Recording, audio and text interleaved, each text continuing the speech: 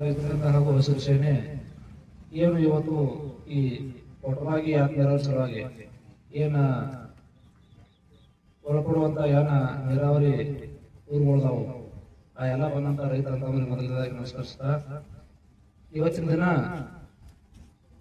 20 ವರ್ಷದಿಂದ ಕೊಟ್ಟವಾಗಿ ನೀರಾವರಿ ಯೋಜನೆ ಆಗಿ 10 ವರ್ಷದ ತನಕ ಸರಿಯಾಗಿ ನಡೆದು ಇವತ್ತು 10 ವರ್ಷದಿಂದ ಈಚೆಗಡೆಯಿಂದ ಸರಿಯಾಗಿ ಮೋಟರ್ಗಳು ರಿಪೇರಿ ಇಲ್ಲದೆ ಅವು ಏನಾಗದವು ಅನ್ನುವಂತ ವಿಚಾರಗಳನ್ನು ಜನರಿಗೆ ತಪ್ಪು ಮಾಹಿತಿ ಕೊಡ್ತಾ ಅಧಿಕಾರಿಗಳು ಈ ತರ ಎಲ್ಲ ರೈತರಿಗೆ ಸರಿಯಾಗಿ ಅವರು ಹೊರಗೊಳ್ದಾಗ ಏನು ಕವಲಿ ಮಾಡಬಾರ್ದು ಈ ಸರ್ಕಾರದ ಕೋಟಿಗಟ್ಟಲೆ ಹಣವನ್ನು ತೆಗೆದುಕೊಂಡು ರೈತರ ಕಟ್ಟಿದ ಟ್ಯಾಕ್ಸ್ ರೈತರ ಹಣವನ್ನು ಸದುಪಯೋಗ ಮಾಡುವಂತ ಒಂದು ಈ ಅಧಿಕಾರಿಗಳು ಇವ್ರಿಗೆ ಲಕ್ಷಗಟ್ಟಲೆ ಪಗಾರ ಇವ್ರ ತಿಂಗಳ ಪಗಾರ ಇವ್ರ ಗಾಡಿ ಎಲ್ಲ ವ್ಯವಸ್ಥೆ ಕೊಟ್ಟು ಇವತ್ತಿನ ಈ ಒಂದು ರೈತರಿಗೆ ಸಾವಿರಾರು ಎಕರೆ ನೀರಾವರಿ ಆಗುವಂತ ಈ ಕೊಟ್ಟಗಾಗಿ ನೀರಾವರಿ ಯೋಜನೆ ಮೂಲಕ ಇವತ್ತಿನ ರೈತರ ವಂಚಿತರಾಗಿದ್ದಾರೆ.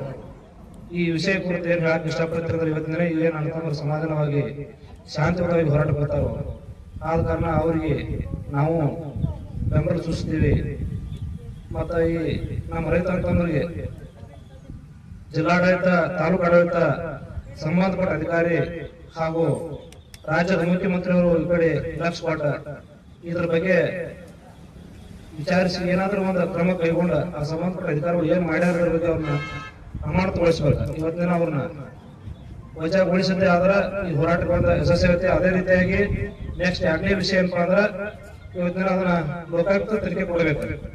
ಒಂದೊಂದು ಮೋಟರ್ಗಳ ಕೋಟಿ ಗಂಟೆ ಬೆಲೆಗಳಂತ ಮೋಟರ್ಗಳು ಇವತ್ತು ಹೋಗ್ಬಿಡ್ತಾವ. ಯಾಕಂದ್ರೆ 9 ಮೋಟರ್ ಇವತ್ತಿನ 5 ಮೋಟರ್ ಚಲೋದಾವ. ಆ ಮೋಟರ್ಗಳು ಲೋಡ್ಗಳಂತ ವ್ಯವಸ್ಥೆ ಆಗ್ತಿದೆ.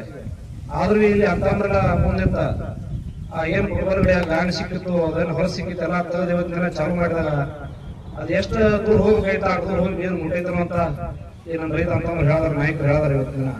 ಆದ ಕಾರಣ ಈ ವಿಷಯವನ್ನ ಎಲ್ಲ ರೈತರಿಗೆ ಗೊತ್ತಾಗೈತಿ. ಈಗ 18 ಹಳ್ಳಿ ರೈತರು ಎಲ್ಲರೂ ಇಲ್ಲಿ ಕೂಡಿದಾರೆ.